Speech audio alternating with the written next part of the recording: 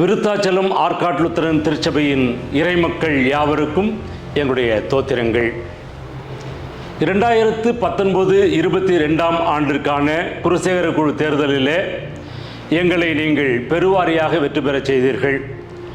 கடவுளுடைய பெரிதான கிருபையினாலும் திருச்சபை மக்களாகி நீங்கள் கொடுத்த ஒத்துழைப்பினாலும் அப்பொழுது இருந்த போதகர் மறைதிரு ஸ்பர்ஜன் மர்ஃபி அவர்களுடைய வழிகாட்டுதலின் மூலமாகவும் திருச்சபையிலே பல்வேறு நலத்திட்டங்களை நாங்கள் நிறைவேற்ற கடவுள் கிருபை செய்தார். அந்த 3 ஆண்டுகளிலே 2 ஆண்டுகள் கொரோனா காலங்கள்.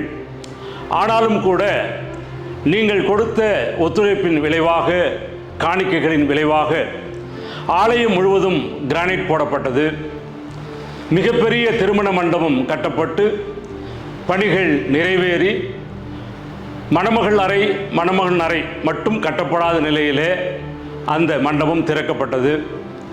கல்லறையிலும் ஆலய வளாகத்திலும் கண்காணிப்பு கேமராக்கள் பொருத்தப்பட்டன. கல்லறையிலே மதில் சுவர் கட்டப்பட்டது.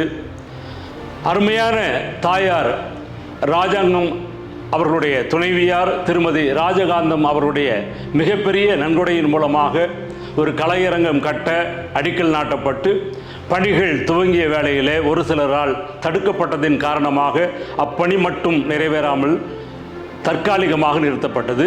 அந்த பணிகளும் மீண்டும் துவங்கும் என்கின்ற நம்பிக்கை, நீங்கள் கொடுத்திருக்கின்ற அந்த வாக்குறுதி கடவுளுடைய கிருபையினாலே நடக்கும் என்கின்ற உறுதிப்பாடு எங்களுக்குள் இருக்கிறது. ஆனால் அதற்கு பிறகு நடந்த குருசேகர குழு தேர்தலில் 2022-25 ஆண்டுக்கான தேர்தலில் மாற்று அணியினர் ஒரு 10 தேர்தல் அறிக்கையை கொடுத்து மிகப்பெரிய வெற்றியை அடைந்தார்கள். அதிலே ஒன்றையாவது அவர்கள் நிறைவேற்றி இருக்கிறார்களா என்பதை சற்று நாம் உற்று நோக்கி காண்போம். விருத்தாச்சலம் குருசேகரத்தில் உள்ள ஆன்மீக தலைவர் ஆயர் அவர்களின் இல்லம் பழுது நீக்கப்பட்டு சரி செய்து தரப்படும். சொன்னார்களே, செய்தார்களா?